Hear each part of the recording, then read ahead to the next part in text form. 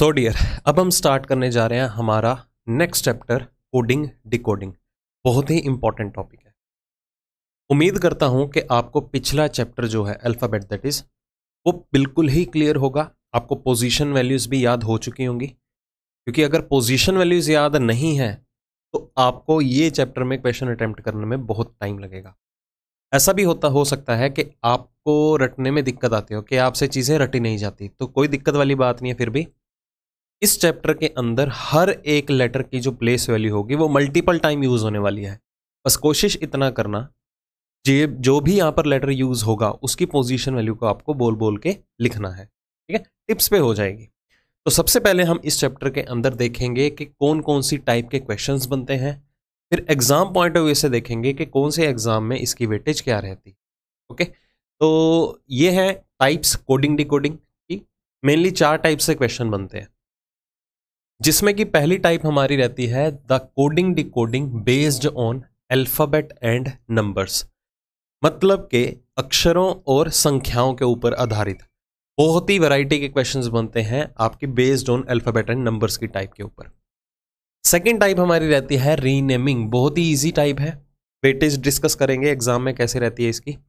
Third type रहेगी आपकी group of words, शब्दों का समूह, या हम इसे क्या कहते हैं, चाइनीज कोडिंग भी बोलते हैं। चाइनीज कोडिंग, आपको रीजन बाद में पता चल जाएगा क्यों इसे चाइनीज कोडिंग बोलते हैं, जब इस टाइप को हम डिस्कस करेंगे। फिर रहती है हमारी एक्सेप्शन बेस्ड, या हम इसे एक्सेप्शन की बजाय कंडीशंस भी बोल सकते हैं, conditions based.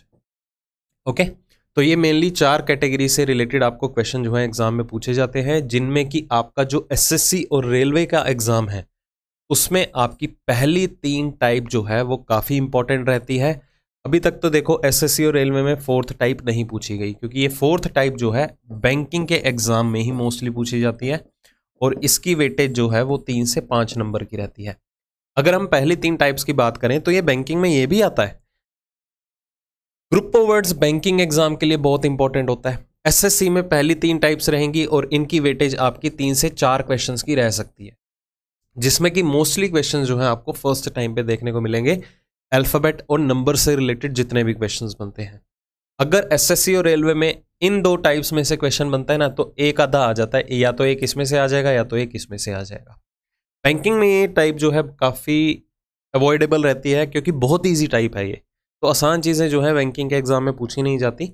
Mainly first type से और थर्ड और फोर्थ टाइप से बैंकिंग एग्जाम में क्वेश्चन बनते हैं। तो आई होप आपको एग्जाम पॉइंट ऑफ व्यू से वेटेज क्लियर हो चुकी होगी। तो सबसे पहले हम डिस्कस करेंगे हमारी पहली type based on alphabet and numbers. ये टाइप ध्यान से समझना, क्योंकि ये टाइप का डायरेक्ट लिंक आपको मिलेगा आगे आने वाले chapter that is machine input output के अंदर। जो चीज़ें हम यहाँ पर देखेंगे कोडिंग की, वही सेम चीज़ें आपकी कहीं ना कहीं यूज होंगी इनपुट आउटपुट के टॉपिक में जाके। और ये जो टाइप है based on alphabet and numbers, इसमें काफ़ी ज़्यादा वैरायटी के क्वेश्चंस बनेंगे। तो सबसे पहले एग्ज़ाम में या अभी प्रेपरेशन के दौरान ही अगर हम बात करें कि एग्ज़ाम में क्वेश्चन को किस तरह से टारगेट करना है, क्या हमारी अप्रोच होनी चाहिए, तो सिस्टमेटिकली चलेंगे step by step. Her variety के क्वेश्चन को मैंने एक सब टाइप का नाम दे दिया है, ताकि आपको समझने में दिक्कत ना हो। सारी की सारी टाइप्स जो हैं मैं इस कंसेप्ट के थ्रू क्लियर नहीं करूंगा, बट इतनी अप्रोप्रिएट आपको अंडरस्टैंडिंग दे दूंगा क्वेश्चंस की कि आप जल्दी से किसी ना किसी तरीके से क्वेश्चन को हिट जरूर कर लेंगे। तो सबसे पहले हम क्या करेंगे, यहां पर based on alphabet and numbers जो हमारी कोडिंग डिकोडिंग की टाइप है, अक्षरों और नंबरों पर आधारित या संख्याओं पर आधारित, इनकी हम कुछ सब टाइप्स पहले डिस्कस करेंगे। ओके, जिससे आपको आइडिया हो जाएगा कि क्वेश्चन को किस तरह से अटेम्प्ट करना है। तो पहली सब टाइप है based on alphabet and numbers के ऊपर, that is reversal of alphabet. तो पहले मैं आपको कैटेगरी बता देता हूं, एग्जाम में क्वेश्चन जो है वो किस फॉर्मेट में पूछा जाता है। स्टेटमेंट इस तरह से गिवन होगी कि in a certain code language figure is written as this one code, then how morbid would be coded in the similar code language. कहता एक निश्चित कूट भाषा में आपको एक वर्ड है फिगर, उसका कोड अवेलेबल है दिस वन। उसी सिमिलर कोड भाषा में आपको बताना है कि मोरबिड का कोड क्या होगा। तो मतलब कि कोडिंग डिकोडिंग की ये जो पहली कैटेगरी है, इसमें आपको एक वर्ड का कोड अवेलेबल होगा, हमेशा गिवन होगा ही होगा। आपको जस्ट क्या करना होगा, उस वर्ड के कोड को समझना है कि वो बना कैसे है। जो लॉजिक, जो पैटर्न उस वर्ड का कोड बनाने में अप्लाई हुआ होगा, वही सेम लॉजिक, वही सेम पैटर्न आपको बताना होगा जिसके बारे में कोड पूछा जाएगा। सिंपल सा टास्क है, वर्ड का कोड समझिए, उठा के उसे कॉपी पेस्ट करना है जिसके बारे में पूछा जा रहा है। तो सबसे पहले मैं आपको क्वेश्चन को अटेम्प्ट करने की टेक्निक बताऊंगा कि किस तरह से आपको हिट करना है क्वेश्चन। तो इसका कोड हमारे पास क्या गिवन है, ERUGIF। तो सुनिएगा बात ध्यान से, जब भी हमें किसी भी वर्ड का कोड अवेलेबल हो, मेन ट्विस्ट कहां रहेगा, ये वर्ड का कोड समझने में कि ये कैसे बना है, क्योंकि वर्ड तो ऑलरेडी गिवन था। तो जब भी आपको कोई भी क्वेश्चन अटेम्प्ट करना है, सबसे पहले उस वर्ड के कोड में बैठे हुए लेटर्स को टारगेट करो। अगर कोड में बैठे हुए लेटर्स जितने भी अवेलेबल होंगे, हमेशा उनमें दो चीजों को फोकस करके चलो। कौन सी दो चीजें हैं? पहली, कि कोड में जितने भी बैठे हुए लेटर्स अवेलेबल हैं वो same as it is word से लिए गए हैं या नहीं। ध्यान से समझिएगा मैं क्या कह रहा हूं। जब भी हमें वर्ड का कोड फिगर आउट करना है, आइडेंटिफाई करना है, उनमें हमेशा हम दो चीजों के ऊपर फोकस करेंगे। पहली चीज क्या है कि हम ये देखेंगे कि वर्ड का कोड जो भी हमें दिया है उसमें जितने भी लेटर्स यूज हो रहे हैं क्या वो सिमिलर वर्ड से लिए गए हैं। अगर ये लेटर्स टोटली डिफरेंट होंगे, जैसे अगर मैं अभी सिमिलर की बात करूं, देखो इसके अंदर जी भी आ रहा है, आर भी आ रहा है, वर्ड के अंदर भी आर था, यू भी था वर्ड के अंदर, यहां पर भी यू आ रहा है, तो लेटर्स तो यहां पर सिमिलर हुए। ये पहली चीज। दूसरी अप्रोच क्या करनी है आपको, जब लेटर्स डिफरेंट हो जाए, बस दो ही तो चीजें हैं कोड में। पहले ये देखो कि लेटर्स जो हैं गिवन वर्ड के अकॉर्डिंगली सेम यूज हो रहे या नहीं हो रहे, बस ये दो चीजें। अभी अगर हम बात करें तो यहां पर चीजें जो हैं या लेटर्स जो हैं वो टोटली सेम है। अभी तो वैसे आपको टाइप के नेम से ही क्लियर हो रहा होगा, रिवर्सल ऑफ अल्फाबेट, मतलब अक्षरों को उल्टे क्रम में लिखना। हालांकि मैंने ये जानबूझ के लिखा है, एग्जाम में आपको ऐसा नहीं आएगा कि हाँ इस पे reversal of alphabet he apply कीजिए।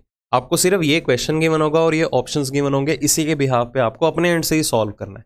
ये तो बेसिक से अंडरस्टैंडिंग के लिए मैंने इसे सब टाइप का या केस का नाम दे दिया, और कुछ भी नहीं है ये। तो चलिए सबसे पहले हम समझते हैं कि वर्ड का कोड बना कैसे है।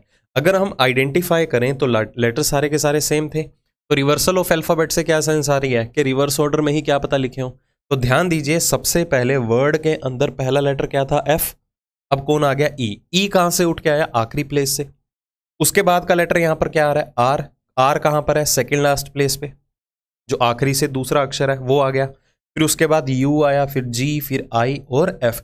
तो वर्ड का कोड बना किस तरह से है कि वर्ड के अंदर जितने भी हमारे पास अक्षर अवेलेबल थे, लेटर्स अवेलेबल थे, उनको एक सीक्वेंस में लिखा गया है, और वो सीक्वेंस क्या है, रिवर्स ऑर्डर, सभी को उल्टे क्रम में लिख दिया। तो अगर हमें गिवन वर्ड का कोड पता चल गया तो हम मॉर्बिड का भी बता सकते हैं।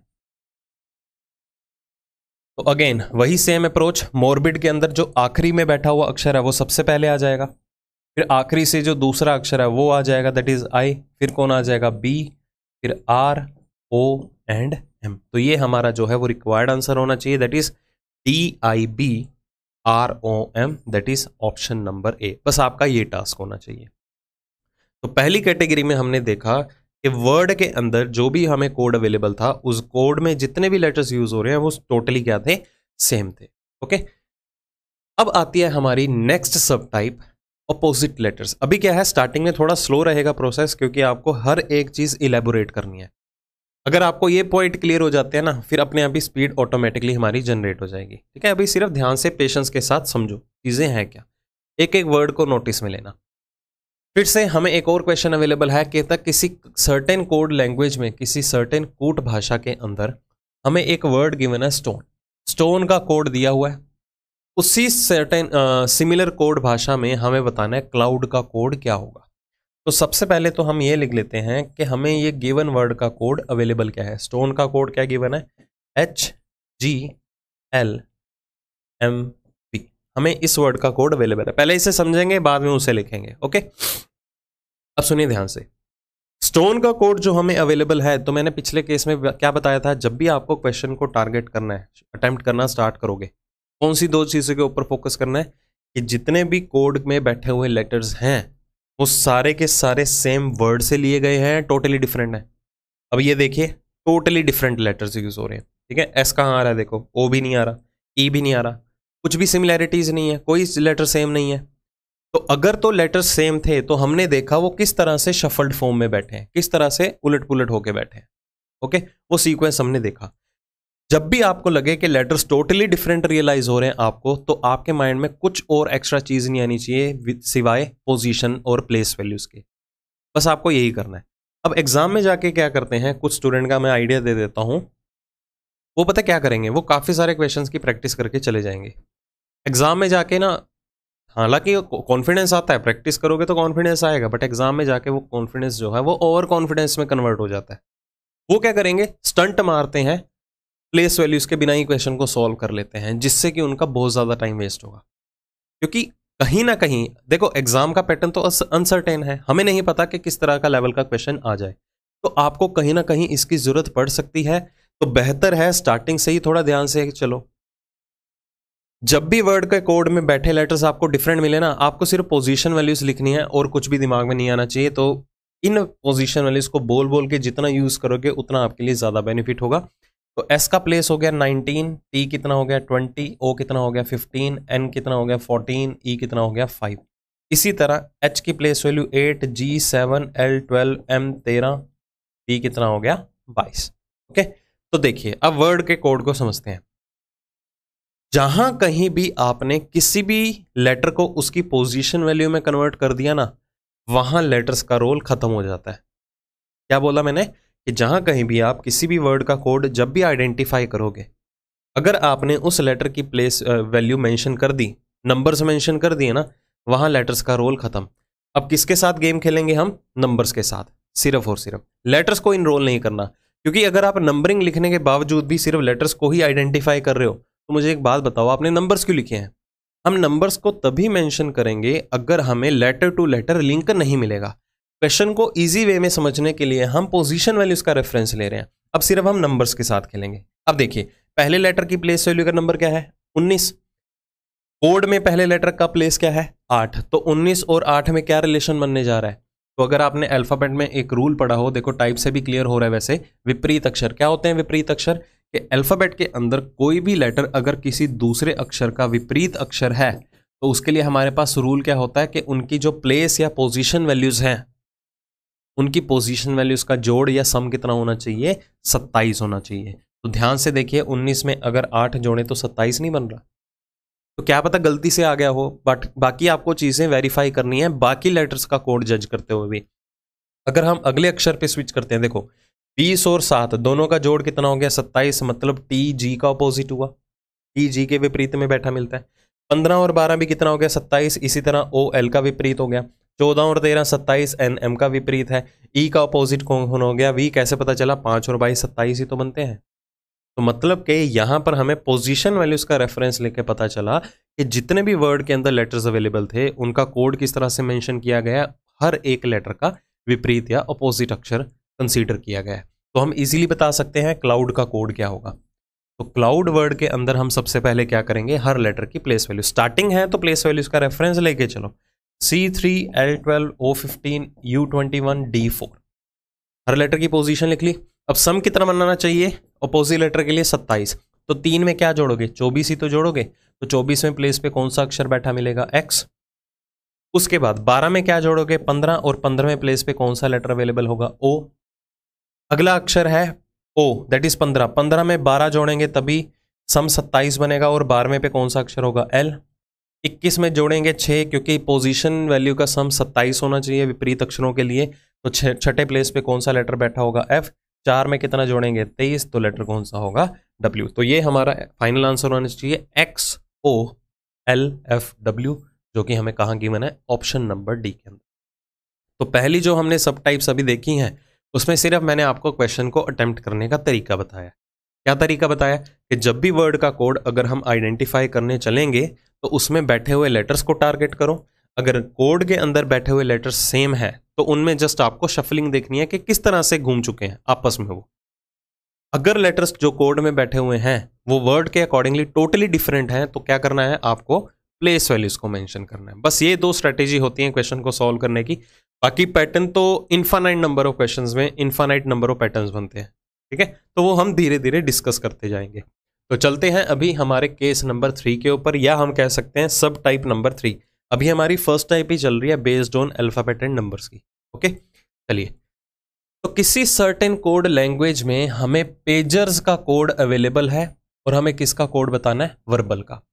तो अगर आपको ध्यान से दिख रहा हो कि हमने केस का नाम क्या दिया है यहां पर, इंक्रीमेंट और डिक्रीमेंट। अब इस टाइप को हम ये भी बोल सकते हैं प्रीसीडिंग और फॉलोइंग लेटर्स। ये प्रीसीडिंग और फॉलोइंग क्या होता है, हम इसके बाद अपना एक टॉपिक करेंगे, एक अल्फान्यूमेरिक सीरीज का, अल्फान्यूमेरिक पजल भी बोलते हैं उसे, उसमें जाके मैं क्लियर करूंगा ये प्रीसीडिंग और फॉलोइंग होता क्या है। तो इतनी टिपिकल टर्म अभी नहीं डिस्कस करेंगे। वैसे ज्यादा सूट जो है टाइप का नेम ये मेंटर करता है, इंक्रीमेंट और डिक्रीमेंट। टाइप के नेम से ही क्लियर हो रहा होगा, या तो कुछ इंक्रीमेंट लग रहा होगा, इंक्रीज हो रही होगी वैल्यू, या डिक्रीमेंट लग रहा होगा या तो वैल्यू डिक्रीज हो रही होगी, मतलब कम हो रही होगी या तो ज्यादा हो रही होगी। Okay, that is increment decrement. But still हम देखेंगे, क्योंकि एग्जाम में हमें ये लिखा नहीं होगा कि आप इसमें इंक्रीमेंट डिक्रीमेंट ही अप्लाई कीजिए, वो आपको खुद से आइडेंटिफाई करना होगा। तो समझते हैं पहले क्या गिवन है, हमें पेजर्स का कोड गिवन है। क्या कोड दिया गया है, QCHGSU। तो करने का तरीका, स्ट्रेटेजी तो सेम ही रहेगी कि हम सबसे पहले ये देखेंगे कि जो वर्ड का कोड हमें दिया गया है उसमें जितने भी लेटर्स अवेलेबल हैं वो सेम है या डिफरेंट है। अब देखिए लेटर्स तो टोटली डिफरेंट है, ठीक है, क्यू नहीं आ रहा यहां पर, सी नहीं आ रहा, एच भी नहीं आ रहा, लेटर्स डिफरेंट है। ओके, एक आधा सेम हो सकता है, बट अगर सारे ही सेम है तो आपको पोजीशन वैल्यूज नहीं लिखनी। एक आधा सेम आ गया तो क्या वो पॉसिबल है, सेम हो सकता है, सारे तो नहीं है ना। जब सारे हैं ही नहीं, सारे के सारे सेम, तो आपको क्या करना है, पोजीशन वैल्यूज को टारगेट करना है। P16 A1 G7 E5 R18 S19, U21 S19 G7 H8, उसके बाद C3 और Q कितना हो गया 17। मैं थोड़ा पैरेलली लिख देता हूं इनको ताकि आपको समझने में दिक्कत ना आए। इसका कोड क्या गिवन था, C, और G का कोड क्या गिवन है, H। तो चलिए वही बात आती है, जहां कहीं भी किसी भी लेटर की को उसकी पोजीशन वैल्यू के साथ अगर आप रिप्लेस कर देते हैं, वहां लेटर्स का रोल खत्म।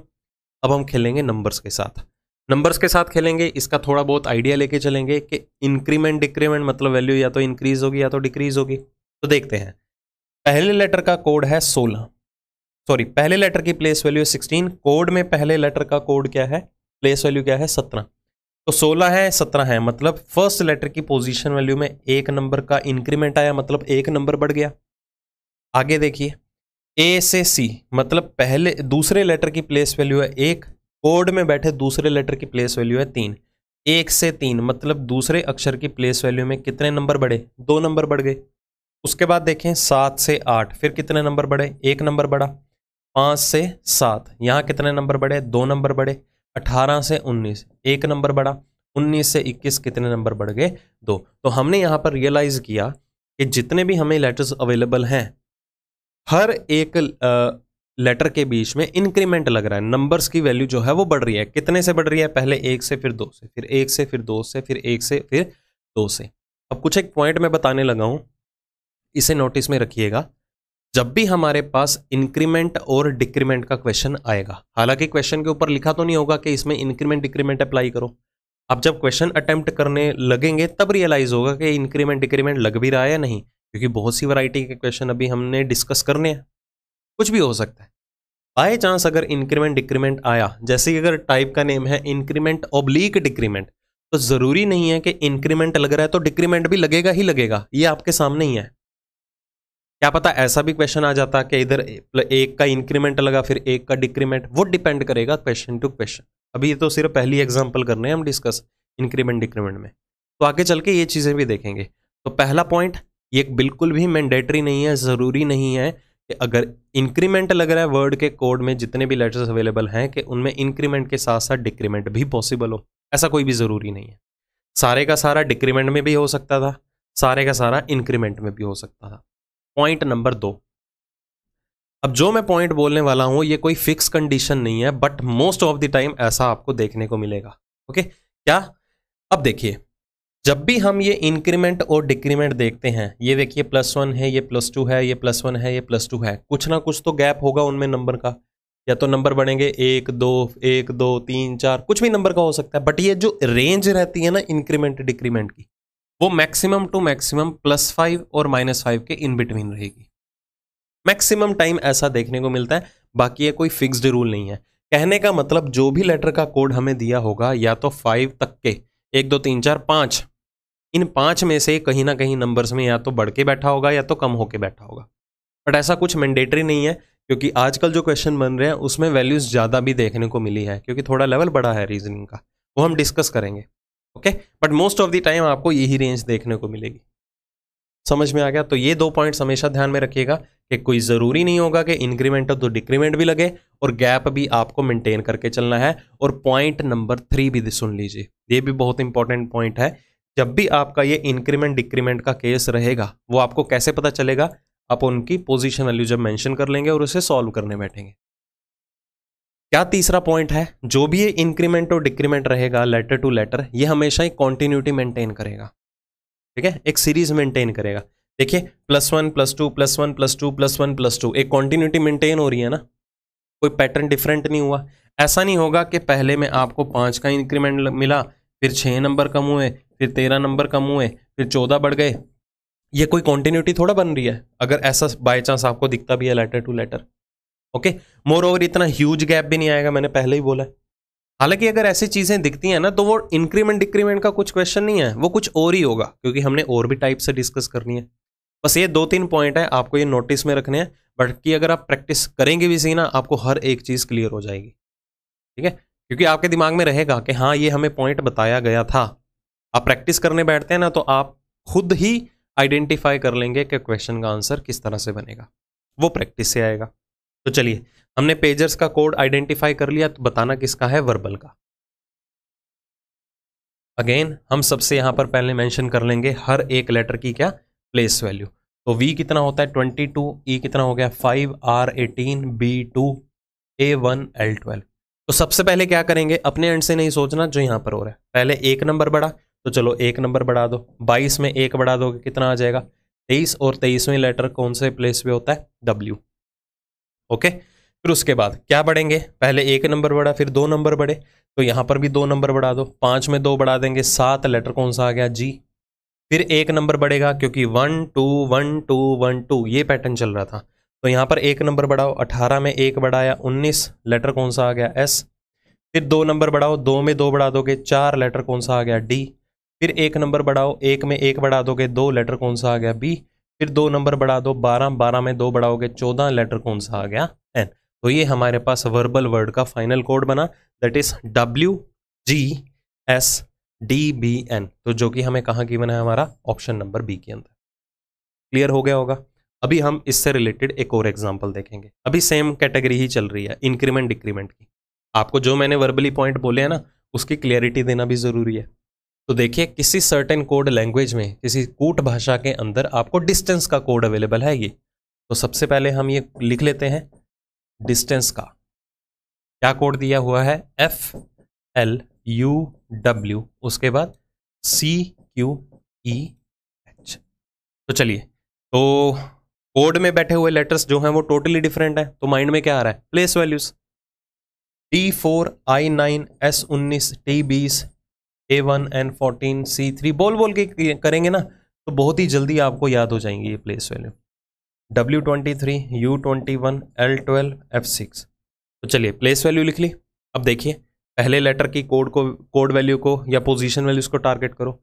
लेटर्स को नहीं देखेंगे, अब नंबर्स के साथ खेलेंगे। नंबर्स जो हैं वो क्वेश्चन को बहुत इजी बना देते हैं आपके। तो देखिए, पहले 4 था, कोड में क्या है? 6, मतलब 4 से 6 कितने का इंक्रीमेंट आया? कितने नंबर बढ़े? 2 नंबर बढ़ गए। उसके बाद देखिए 9 से 12, 9 से 12 मतलब 3 का इंक्रीमेंट आया। 19 से 21 फिर 2 नंबर बढ़ गए।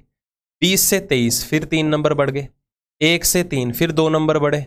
देखो 2 3 2 3 कॉन्टिन्यूटी बन रही है ना, आगे चेक करने की जरूरत नहीं है। मैं आपको एग्जाम में टाइम सेव करने की अप्रोच भी जो है वो साथ के साथ बताता रहूंगा, क्योंकि आपके मन में आ रहा होगा कि अगर हम हर लेटर का कोड ऐसे देखने लग गए तो टाइम भी तो बहुत ज्यादा लगेगा। बिल्कुल लगेगा। तो आप जब क्वेश्चंस की प्रैक्टिस करते हैं ना, तो आपके माइंड में ये चीजें रहती हैं रिटेन, पैटर्न ऐसे ही बनते होते हैं। बट कभी भी रिस्क मत लेना। कई पता क्या करेंगे, पहले 2-3 लेटर को ही आइडेंटिफाई कर लेंगे, 2 का इंक्रीमेंट, 3 का, 2 का। ये हमने तो बहुत सारे क्वेश्चन देखे हुए हैं, हमेशा ही ऐसा होता है। तो अपने एंड से ही एज्यूम करके कर देंगे। बट अगर हाई लेवल आ गया ना, इन बिटवीन लेटर्स के बीच में कुछ और पैटर्न लगा, टाइम भी वेस्ट किया आपने, क्वेश्चन भी गलत हो गया, तो उसका कोई फायदा नहीं है। तो इन चीज़ों से बचने के लिए मैंने देखिए कितने लेटर्स का कोड आइडेंटिफाई किया, 5 लेटर्स का कर लिया ना। मतलब जब भी किसी भी वर्ड का कोड अवेलेबल हो, अगर आपको ऐसा पैटर्न आइडेंटिफाई हो रहा हो, ठीक है, फिगर आउट हो रहा हो कि हाँ ये पैटर्न बन रहा है, +2 +3 +2 +3, और मुझे नहीं लगता आगे कुछ बनेगा, उस चीज़ की ना आप श्योरिटी ले लेना, ठीक है। एक कॉन्फिडेंस लेवल बूस्टअप हो जाएगा उस मोमेंट पे। श्योरिटी कैसे लेंगे, आपको क्या करना है, आधे से 1 या 2 लेटर्स एक्स्ट्रा क्रॉस चेक कर लेने हैं। अब देखो मैंने हाफ लेटर कितने थे, 4, मैंने आगे क्रॉस चेक कर लिया, फिर से वही चेन कंटिन्यूटी में आ रही है, तो पक्का यही पैटर्न होगा। क्योंकि जितना जल्दी हो सके हमें ये वर्ड का कोड समझना है और उसके ऊपर अप्लाई करना है जिसके बारे में पूछा गया है। तो इसे फटाफट समझो, इसके बारे में थोड़ा पूछा जाएगा, ये तो गिवन है चीजें, जिसके बारे में गिवन नहीं है उसके बारे में पूछी जा रही हैं चीजें। तो जल्दी से इसे समझना है और उस पर अप्लाई करना है। बाकी अगर क्रॉस चेक करना चाहते हैं तो अभी के लिए फॉर टाइमिंग कर सकते हैं, क्योंकि अभी आप स्टार्टिंग लेवल पे हैं, बिगिनर हैं। प्रैक्टिस से ये चीज़ें सारी की सारी फिक्स हो जाती हैं। तो ऐसा मत समझिए कि बाद में जाके क्या करेंगे, क्योंकि हर कैंडिडेट की यही प्रॉब्लम होती है कि उन्हें लगता है कि स्टार्टिंग में बहुत टाइम लगेगा। बट यकीन मानिए, जैसे ही आप प्रैक्टिस करते रहेंगे ना, क्वेश्चन की स्पीड बहुत ज़्यादा इंप्रूव हो जाएगी आपकी, और क्वेश्चन को अटेम्प्ट करने का नज़रिया भी आपका चेंज हो जाएगा, देखना, ठीक है। तो क्या स्पेलिंग थी, चिल्ड्रन, REN। तो सबसे पहले हम प्लेस वैल्यू मेंशन कर लें। अब देखो ये ज़रूरी भी नहीं है कि आपको प्लेस वैल्यू से ही सॉल्व करना है। जब टाइम सेविंग अप्रोच की मैं बात कर भी रहा हूँ, तो आप कैसे कर सकते हो, ओरली भी कर सकते हो। कैसे, हमें पता है पैटर्न क्या बनने जा रहा है, +2 +3 +2 +3, इस तरह से कॉन्टिन्यूटी में आ रहा है। सी का प्लेस कितना होता है, 3, 3 में 2 बढ़ा दो, 5, लेटर कौन सा होगा, ई।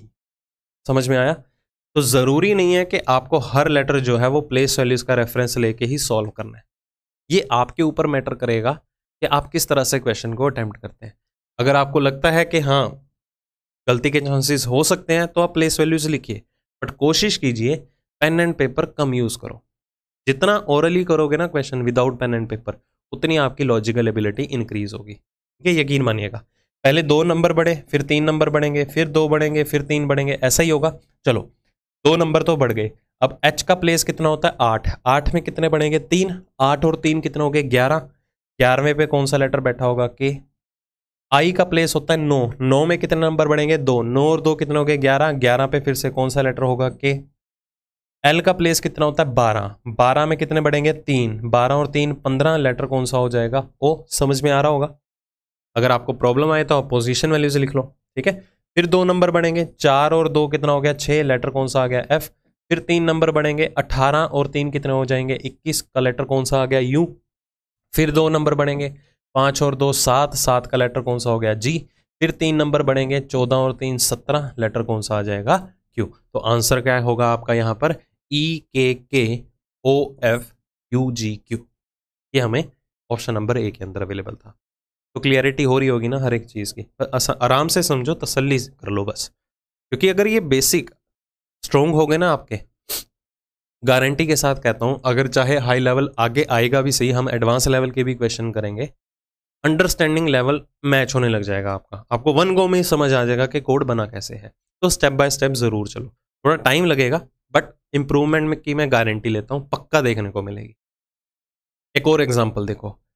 अब इसमें एक और पॉइंट मैं आपको क्लियर करूंगा। हमें गिवन है यहाँ पर टेम्परेरी का कोड, विजिबल है, देख ले पहले, हाँ ठीक है।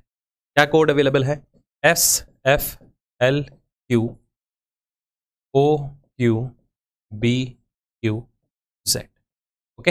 हमें टेम्परेरी का कोड अवेलेबल है। तो सबसे पहले हम क्या करेंगे, वही place value T20, E5, M13, P16।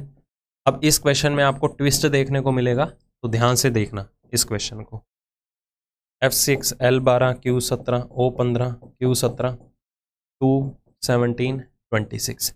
तो चलिए हमने हर लेटर की प्लेस वैल्यू मेंशन कर दी। अब नंबर्स के साथ खेलते हैं। 20 से 19, क्योंकि कैटेगरी वही चल रही है, इंक्रीमेंट डिक्रीमेंट की, कुछ नई टाइप हमने डिस्कस नहीं की है। क्योंकि मैं जितनी एग्जाम्पल करवा दूंगा ना, हर एक एग्जाम्पल में आपको कुछ ना कुछ नया सीखने को मिलेगा, इंपॉर्टेंट ज़रूर होगा। ठीक है, क्योंकि किसी भी वेरिएशन में क्वेश्चन आ सकता है। तो जितने हो सके इस कंसेप्ट लेक्चर में ये सारे पॉइंट्स हम क्लियर करके चलेंगे। 20 से 19 पहले लेटर की प्लेस वैल्यू में एक नंबर कम हो गया।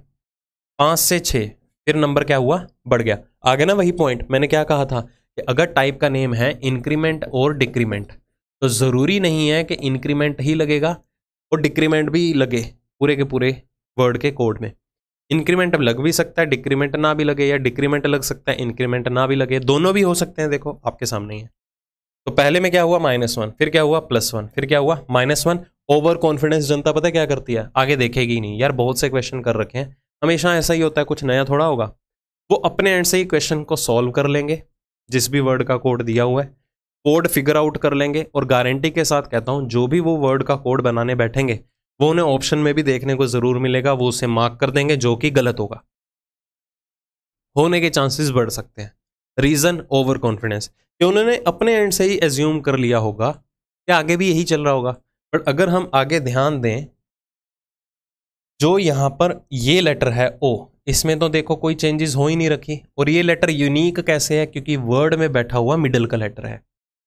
तो वर्ड का कोड जो है किसी भी फॉर्म में बनाया जा सकता है। तो मैंने आपको एक पॉइंट बताया था कि आपको जो ये पैटर्न है इसकी श्योरिटी किस तरह से लेनी है, हमेशा आधे से 1 या 2 लेटर्स एक्स्ट्रा क्रॉस चेक जरूर कर लेना। यहां देखो हम जब आधे पे आए तो हमें देखा जो मिडिल का लेटर है उसमें कोई भी चेंजेस नहीं है, उसे same as it is place किया गया है। तो वही तो अप्रोच हमें गिवन वर्ड के कोड बताना है। अगर मिडिल के लेटर में कोई भी चेंजेस नहीं है तो यहां पर भी हमें वंडरफुल वर्ड के अंदर मिडिल का लेटर ढूंढना है, उसमें भी कोई चेंजेस नहीं करनी होगी। वैसी बात है, ठीक है। अब इन चीजों का बस ध्यान रखना होता है हमें, और कुछ बात नहीं है।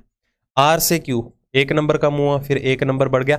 आगे पैटर्न कभी भी चेंज नहीं होगा, आगे पैटर्न कभी भी चेंज नहीं होगा। मतलब अगर आप यहां तक पहुंच चुके हैं ना और लिखा हुआ है कि -1 +1 -1 +1 या कुछ भी पैटर्न है, लास्ट में जाके कॉन्टिन्यूटी बदलने नहीं वाली। ऐसा नहीं होगा यहाँ +1 फिर -2 +1 ऐसा हो गया। कॉन्टिन्यूटी कभी भी ब्रेक नहीं होती है, कॉन्टिन्यूटी हमेशा मेंटेन होकर चलेगी अगर वो इंक्रीमेंट डिक्रीमेंट की टाइप से रिलेटेड क्वेश्चन आया है तो। ओके, अगर ऐसा होता भी है ना तो गलती आपने की है किसमें, पोजीशन वैल्यूज मेंशन कर। तो पोजीशन वैल्यूज का बहुत ही ज्यादा इंपॉर्टेंट रोल है। मतलब ये लगा लो जो पहली टाइप है ना सारी की सारी प्लेस वैल्यूज के ऊपर बेस्ड है, हर एक लेटर की प्लेस वैल्यूज के ऊपर बेस्ड होगी। ठीक है, तो आपको प्लेस वैल्यूज को थोड़ा ध्यान से केयरफुली यूज करना है। बस इस फॉर्म में आपको क्वेश्चन आएगा, ये स्टेटमेंट है और ये ऑप्शन है, दैट्स इट। ऊपर कुछ भी नहीं लिखा होगा कि क्या चीज़ अप्लाई करनी है। ऑब्वियस सी बात है, अगर बता भी दिया तो आपके लिए क्या रह गया, आपको तो क्लियर हो गया कि क्या इसमें रूल फॉलो होने जा रहे हैं या कौन सी टाइप का क्वेश्चन है। तो चलिए, स्पेस यहाँ पर कम है, कोशिश करेंगे कंप्लीट करने की, या मैं यहाँ लिख देता हूँ। ठीक है, देखो हमें किसका कोड बताना है, वंडरफुल का।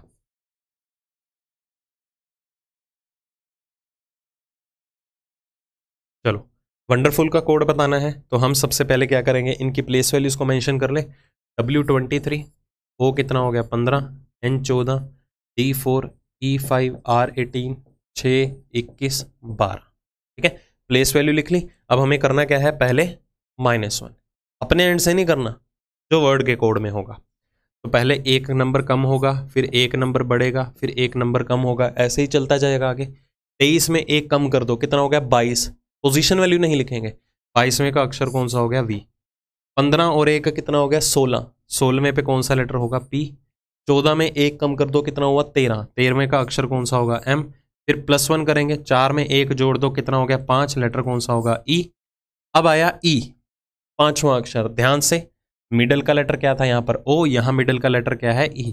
तो जो मिडल का लेटर है उसमें हमें कोई भी चेंजेस नहीं करनी है। बट ऐसे छोटी छोटी चीज़ों का ध्यान रखना है, क्योंकि जब भी आपको एक लेंथी वर्ड गिवन होगा ना, एग्जामिनर ट्विस्ट डालेगा ही डालेगा। ठीक है, क्योंकि अब लेवल जो है काफ़ी हद तक बढ़ चुका है रीजनिंग का। ओके, चलो फिर क्या होगा, मिडल के लेटर के बाद क्या आ रहा है, इसका भी ध्यान रखना है। मिडल के लेटर के बाद क्या आ रहा है, क्या पता इधर +1 था फिर प्लस माइनस ऐसा हो चुका हो, ऐसा भी बन सकता है। पैटर्न है, एग्जामिनर का जो मूड करेगा वो आपको देगा। -1 करेंगे, 18 में 1 कम कर दो 17, लेटर कौन सा आ जाएगा, Q। फिर +1 करेंगे, 6 और 1 7, लेटर क्या आ जाएगा, G। फिर -1 करेंगे, 21 में 1 कम कर दो 20, लेटर आ जाएगा T। फिर +1 करेंगे, 12 और 13, लेटर कौन सा आ जाएगा, M। तो ये हमारा फाइनल आंसर हुआ VPMEE। देखिए कहाँ गिवन है, VPMEE, और कहीं भी नहीं गिवन। ठीक है, ये MEF आ रहा है, तो आंसर क्या आ गया हमारा, ऑप्शन नंबर सी, बस ये चीज़ें करनी है। अंडरस्टूड होंगी ना चीज़ें, ठीक है, कोई लंबा चौड़ा काम नहीं है, बस कंसेप्ट की क्लियरिटी देख लो। बेस स्ट्रॉन्ग होगा ना तो इमारत मजबूत बनती है, ये लगा के चलना। तो बेस के ऊपर फोकस करो, कंसेप्ट्स की क्लियरिटी लो, इतना मैं आपको कमिट कर दूंगा। जैसे अगर आपको कंसेप्ट्स की क्लियरिटी हो गई ना, तो आगे चल के कुछ एक चैप्टर्स ऐसे भी आएंगे जिसमें शॉर्टकट्स बनेंगे, तो शॉर्टकट आप खुद बनाने लग जाओगे, ठीक है, बस इतना विश्वास रखना। धीरे धीरे, slow and steady wins the race, सुनी हुई ना कहावत, ठीक है, आराम से करो, तसल्ली से करेंगे, कोई जल्दबाजी नहीं है। चलो मूव करते हैं हमारा केस नंबर 4, या हम कह सकते हैं हमारी सब टाइप नंबर 4। अभी पहली टाइप ही चल रही है based on alphabet and numbers. इस सेशन के अंदर हम सिर्फ पहली टाइप ही डिस्कस करेंगे, ओके, क्योंकि बहुत सारी वैरायटी के क्वेश्चन आना है, तो हमें हर एक को कवर अप करना है ना। चलिए फिर से देखते हैं, हमें एलिमोनी का कोड अवेलेबल है। क्या कोड दिया हुआ है? YILMNOA।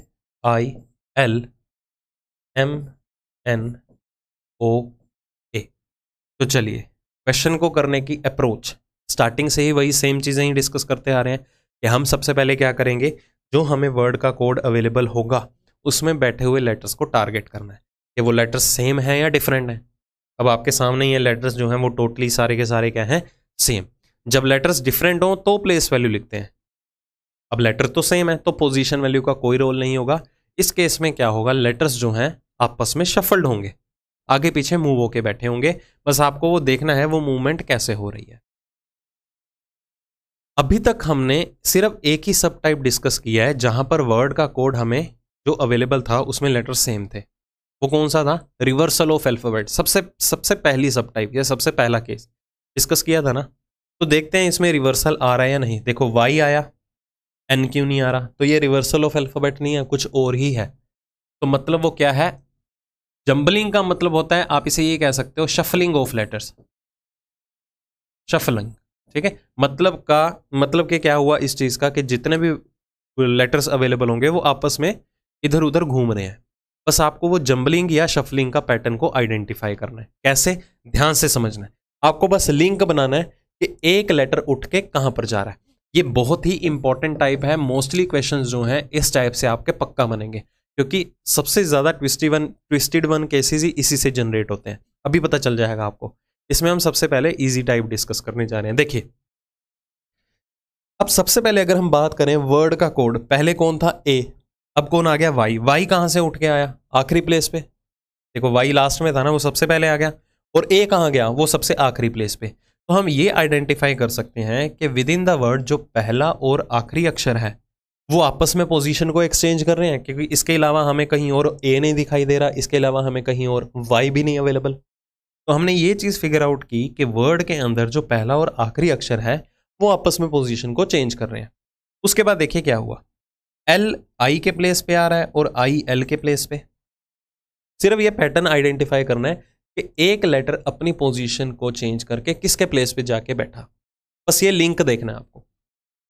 M as it is, वो किसी के साथ पोजीशन एक्सचेंज नहीं कर रहा। ओ एन के प्लेस पे आया, एन ओ के प्लेस पे आया, और वाई पहले लेटर के साथ पोजीशन एक्सचेंज कर चुका है। तो हमने यहां पर आइडेंटिफाई किया, यहां पर पैटर्न क्या आइडेंटिफाई किया कि विद इन द वर्ड जो पहला और आखिरी अक्षर है वो आपस में पोजीशन को एक्सचेंज कर रहे हैं। फिर अगले दो लेटर्स जो हैं आपस में पोजीशन को इंटरचेंज कर रहे हैं। मिडल का लेटर जो है वो सेम एज इट इज रखा गया है। फिर अगले दो अक्षर जो हैं आपस में पोजीशन को इंटरचेंज कर रहे हैं।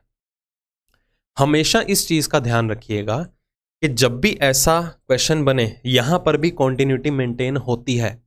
ऐसा नहीं होगा कि कोई भी लेटर मुंह उठा के किसी और के साथ अपनी पोजीशन को एक्सचेंज कर रहा है। यहां पर भी किसी स्पेसिफिक पैटर्न में ही लेटर आपस में एक्सचेंज होंगे। ये देखिए स्पेसिफिक पैटर्न ही बन रहा है, पहले एक लेटर एक्सचेंज हुआ, फिर दो, फिर एक लेटर, फिर दो, फिर एक लेटर, हुआ ना ऐसा। तो हमेशा कॉन्टिन्यूटी मेंटेन होगी ही होगी। ओके, तो अब क्रिकेट का कोड भी बता सकते हैं। चलिए क्या पैटर्न शफल हुआ था यहाँ पर कि पहला और आखिरी आपस में एक्सचेंज हो रहे हैं, तो पहला और आखिरी टी सी के प्लेस पे आ जाएगा, सी टी के प्लेस पे आ जाएगा। उसके बाद अगले दो लेटर्स आपस में एक्सचेंज हो रहे थे, देखो तो यहाँ पर आर और आई आपस में शफल हो जाएंगे, आई और आर। फिर उसके बाद मिडिल का लेटर एज इट इज था, तो यहाँ पर भी मिडिल का लेटर क्या रहेगा? As it is. उसके बाद क्या होगा, अगले दो लेटर्स एक्सचेंज होंगे, दैट इज के और ई क्या बन जाएगा? ई और के, इसी की तरह। तो हमारा आंसर क्या होगा? TIRCEAC, that is option number B. अब सुनिए बात ध्यान से। इसमें भी इंपॉर्टेंट पॉइंट बताने लगा हूं। वैसे एक मैंने बता दिया, हमेशा जो है जो भी ये इंटरचेंज का कंसेप्ट होगा, मतलब एक लेटर उठ के किसी दूसरे लेटर पे जाके शिफ्ट होगा या पोजीशन को इंटरचेंज करेगा, वो एक स्पेसिफिक पैटर्न को ही फॉलो करते हुए पोजीशन इंटरचेंज होगी। ओके, एक और इंपॉर्टेंट पॉइंट, अब बहुत सारी वैरायटी के क्वेश्चन बनेंगे। अभी तो हमने चौथी सब टाइप डिस्कस की है, और काफी ज्यादा वैरायटीज आगे आएंगी क्वेश्चंस की। ओके, हमें कैसे पता चलेगा कि वो स्पेसिफिक कैटेगरी को ही टारगेट करता है, या इंक्रीमेंट डिक्रीमेंट का है, या शफलिंग ऑफ लेटर्स है, आगे चल के और भी टाइप्स आएंगे, या उनमें से है? हमें कैसे पता चलेगा? क्वेश्चन के ऊपर थोड़ा लिखा होगा। अब जो मैं पॉइंट बोलने वाला हूं ना, वो सिर्फ इसी पे ही लागू होता है।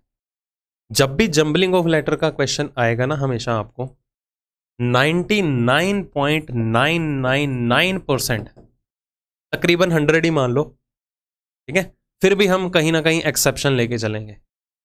अब चीज है क्या, ये नंबर ऑफ लेटर्स को काउंट कर लेना सेम होगा। जब भी जंबलिंग ऑफ लेटर या शफलिंग ऑफ लेटर में से कोई क्वेश्चन बनेगा, सपोज यही क्वेश्चन आ गया, तो जब भी आपको लगे ना कि लेटर्स तो टोटली सेम है, तो वो जंबलिंग ऑफ लेटर का ही क्वेश्चन हो सकता है। ठीक है, ऐसा जरूरी नहीं है कि सिर्फ इसी टाइप में बनता है, इंक्रीमेंट डिक्रीमेंट में भी बनते हैं। अगर आपने पिछला क्वेश्चन देखा हो, हमने टेम्परेरी का कोड देखा था। देखो, टेम्परेरी में काउंट कर लो लेटर्स कितने हैं, 9, वंडरफुल में भी कितने हैं, 9। ऑब्वियस ही बात है, तभी आप ये कोड अप्लाई कर पाए। अगर मैं बाय चांस आपको यहां पर 9 अक्षर हैं और इसी के बदले में 8 अक्षर का कोई वर्ड दे देता, जैसे कि डिस्टेंस, हमने इसका कोड निकालना होता, तो ये चीज यहां पर अप्लाई करना पाते हैं। क्यों? क्योंकि यहां पर एक ट्विस्ट था, जो मिडल का लेटर है हमने उसको एज इट इज रखा, तो आप इसमें मिडल का लेटर फिगर आउट ही नहीं कर पाएंगे। बिल्कुल सेंटर में देखो कौन बैठा हुआ है, आप कहोगे टी और ए दोनों बैठे हैं, गलत। मिडल क्या होता है? बिल्कुल सेंटर वाला, ये मिडल पोजीशन है, यहां पर तो कोई अक्षर ही नहीं अवेलेबल। तो ऐसे ट्विस्ट को आइडेंटिफाई करने के लिए या इसी ट्विस्ट को फॉलो अप करने के लिए आपको नंबर ऑफ लेटर्स भी सिमिलर अवेलेबल होने चाहिए। ठीक है, इसमें इस कैटेगरी में चेंज हो भी सकते हैं, ठीक है, बट इसमें ऐसा नहीं होगा। जंबलिंग ऑफ लेटर्स में जब भी शफलिंग का केस आएगा, इसमें नंबर ऑफ लेटर्स जो है विद इन द वर्ड आपको कॉमन ही मिलेंगे। इतने % चांसेस, ये लगा के चलिए। तो अभी तक तो हमने टाइप इजी डिस्कस किया है। अब हमें कैसे पता चलेगा इजी टाइप थी? लेटर अगर सेम मिले ना, तो इजी टाइप का क्वेश्चन है। प्रॉब्लम पता कहां आती है? जब लेटर्स डिफरेंट हो जाए। अब देखो यहां पर ध्यान से तो ये क्वेश्चन गिवन है, अभी हम उसी कैटेगरी से रिलेटेड 2-3 एग्जांपल्स करेंगे, फिर आगे बढ़ेंगे। हमें स्ट्रॉन्ग का कोड अवेलेबल है। क्या कोड दिया हुआ है? UTPSHO। ओके, अब इस क्वेश्चन को थोड़ा ध्यान से समझना। तो सबसे पहले तो वर्ड के कोड में जितने भी लेटर्स अवेलेबल हैं टोटली डिफरेंट हैं, तो क्या करें? Place values. S19 T20 हो गया, R18 हो गया, O15 हो गया, N14 हो गया, और G कितना हुआ? 7। U21 T20 T16 S19 H8 O कितना हो गया? 15। तो चलिए समझते हैं। अब नंबर्स के साथ खेलें। देखो 19 से 21 2 नंबर बढ़ गए, टी एज इट इज रखा गया, कोई गैप नहीं है। 18 से 16 2 नंबर कम हो गए, फिर 15 से 19 4 नंबर बढ़ गए, 14 से 8 6 नंबर कम हो गए, 7 से 15 8 नंबर बढ़ गए। क्या ये वैलिड है? बताओ। मैंने आपको एक पॉइंट बताया था, इंक्रीमेंट डिक्रीमेंट में जब भी लेटर्स में गैप रहेगा या कुछ नंबरिंग इंक्रीज या डिक्रीज होगी, हमेशा वो लेटर टू लेटर कॉन्टिन्यूटी बनाएगा। क्या ये कॉन्टिन्यूटी है? 2 नंबर बढ़े, फिर 0 का गया, फिर 2 कम हो गए, फिर 4 नंबर बढ़े, तो मतलब ये इंक्रीमेंट डिक्रीमेंट का केस नहीं है, ये कुछ और ही है। क्योंकि काफी वैरायटी के क्वेश्चन बनता है, बट इंक्रीमेंट डिक्रीमेंट नहीं है, हमें कुछ और सोचना होगा। अब सुनिए ध्यान से। अब यहां पर आके आपको प्रॉब्लम फेस करने को मिलेगी स्टार्टिंग में, प्रैक्टिस के बाद नहीं होगी कुछ भी, ठीक है। फिर करने का आइडिया हो जाएगा कि ऐसे ऐसे भी तो क्वेश्चन में पैटर्न बनते हैं। स्टार्टिंग में हल्की सी दिक्कत आ सकती है। अब देखो इस केस में आपको करना क्या है, आपको हमेशा एक चीज का यहां पर ध्यान रखना होगा कि एक लेटर का लिंक बनेगा किसी दूसरे के साथ, बस आपको वो लिंक जो है वो फिगर आउट करना है, ठीक है, कि किस तरह से कनेक्शंस बना रहे हैं, हर एक लेटर किसी दूसरे के लेटर के साथ किस तरह का लिंक बनाने जा रहा है। अब मुझे एक बात बताइए, इनमें से अगर आप कोई भी लेटर को टारगेट करो, अब ये तो करीब करीब लेटर्स हैं 19 20 18, मतलब जज करने का एक आइडिया दे रहा हूं, हम एक डिफरेंट यूनिक नंबर पकड़ लेते हैं 7। यूनिक कैसे है, क्योंकि वो सिंगल डिजिट है, बाकी सारे 2-2 डिजिट वाली वैल्यू है। ऐसा नंबर देखिए जो 7 के बिल्कुल करीब हो। आपको कोड में देखो लेटर कौन सा अवेलेबल है, H8। 7 के करीब कौन आ रहा है, 8। समझ में आया? मतलब कनेक्शन यहां पर बन सकता है कि 7 जो है 8 से लिंक बना रहा है, मतलब इसकी प्लेस वैल्यू में 1 का इंक्रीमेंट हुआ। अगर ये यहां पर है तो इसके प्लेस पे ये वाला लेटर आना चाहिए। तो 14 से क्या हुआ, 15, मतलब ये लेटर्स आपस में एक्सचेंज हुए और इनमें क्या है, एक एक नंबर बड़ा होगा। ये मेरी हिडन एजम्पशन है, हिट एंड ट्रायल। अब बाकियों पे भी देखिए ये चीज़ फॉलोअप हो भी रही है नहीं। जैसे कि अगर हम सिर्फ पहले 2 लेटर्स को टारगेट करें, 19 से 20 एक नंबर बढ़ा, 20 से 21 यहां पर भी कितने नंबर बढ़े, एक ही नंबर बढ़ा। मतलब कि यहां पर हर 2 लेटर्स जो हैं, हर अगले 2 लेटर्स जो हैं आपस में पोजीशन को एक्सचेंज कर तो रहे हैं, साथ के साथ उनके बीच में इंक्रीमेंट भी अप्लाई हो रहा है, नंबर भी बढ़ रहे हैं। ये कौन सी टाइप हुई फिर, देखो इंक्रीमेंट भी लगा, शफल भी हुए, मतलब कि जो आपका केस 3 और केस 4 था, that is jumbling of letters और इंक्रीमेंट डिक्रीमेंट का केस, ये मर्ज करके आया।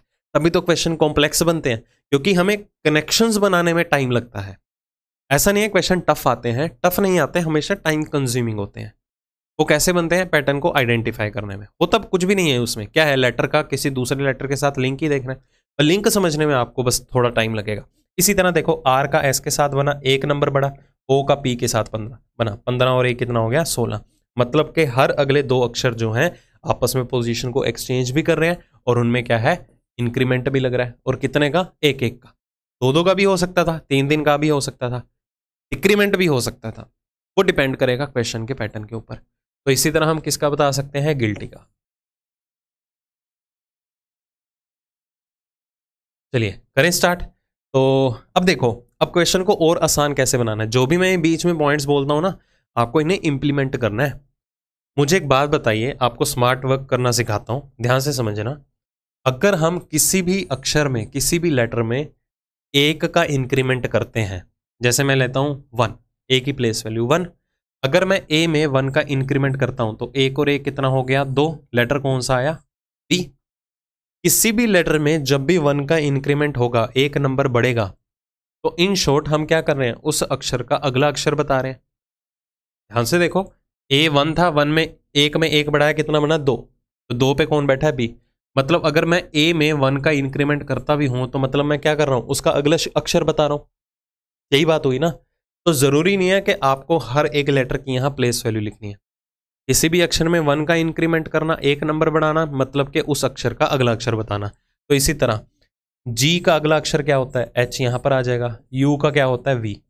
जरूरी नहीं है प्लेस वैल्यू लिख के ही सॉल्व करना है, एग्जामिनर को थोड़ा दिखाना है। एग्जामिनर सिर्फ ये देखेगा कि आपने ऑप्शन सही मार्क किया है या नहीं।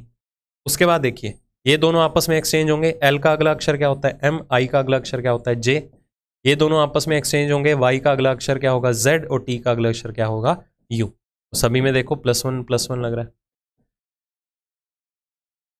ठीक है जी। डाउट आए तो पोजीशन वैल्यू से लिख लेना, सारी पिक्चर क्लियर हो जाएगी।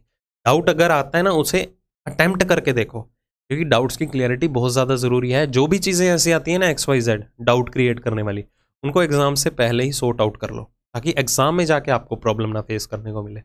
ओके, तो ये हमारा फाइनल कोड बनेगा, दैट इज VHMJZU। कहाँ गिवन है, ऑप्शन नंबर बी के अंदर।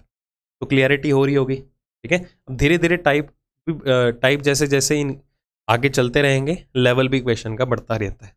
ठीक है, काफ़ी ज़्यादा वैरायटी बनती है, मैंने आपको स्टार्टिंग में बोला था। लास्ट में भी क्लियर करूंगा ये पॉइंट। चलिए एक और क्वेश्चन देखिए इसी से रिलेटेड। हीलिंग का कोड अवेलेबल है। क्या कोड गिवन है, BFIKHOJ। तो वही बात आती है, वही कॉमन सी, कि वर्ड में बैठे हुए लेटर्स टोटली डिफरेंट है, पोजीशन वैल्यूज को टारगेट करो। H8 E5 A1 L12 I9 N14 G7।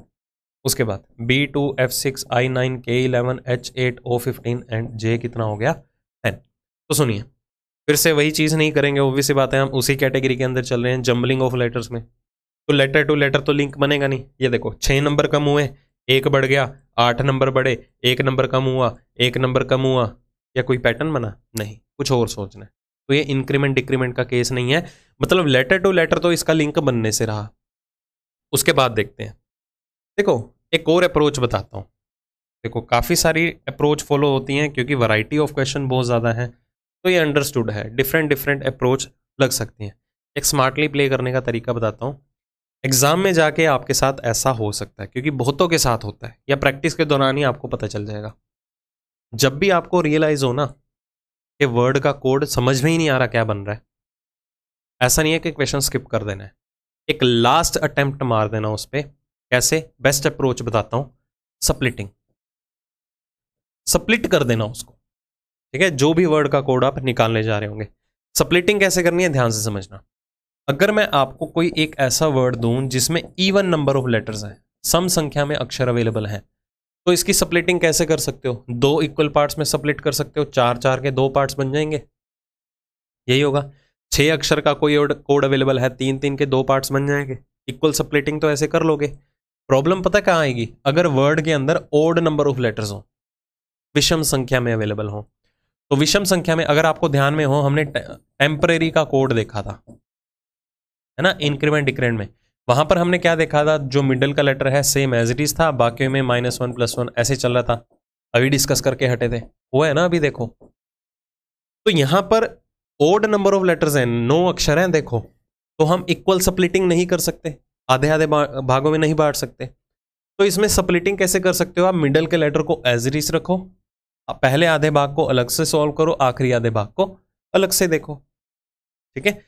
Even के केस में तो स्प्लिटिंग हो जाएगी 2 इक्वल पार्ट्स में। ओड के केस में कैसे होगी? आप मिडल वाले अक्षर को एज इट इज रख दो, बाकियों को अलग अलग सॉल्व करो। यही चीज हम यहां पर देखेंगे।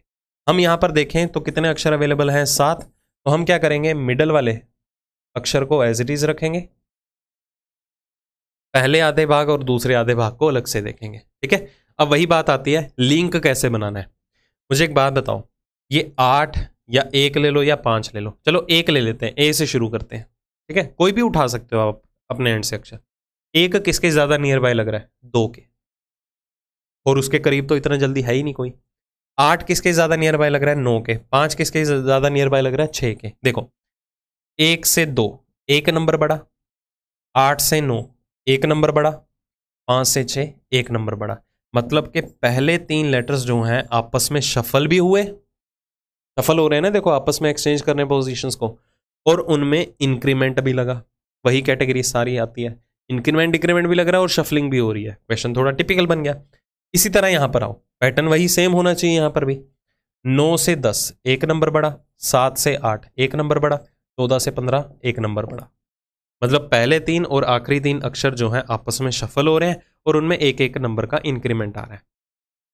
इसी तरह मिडल वाले लेटर की तरफ बात करें तो 12 से 11 1 नंबर कम हुआ। तो पैटर्न आपको क्लियर हो चुका होगा। तो हमें बताना किसका है अभी? बेड टाइम का।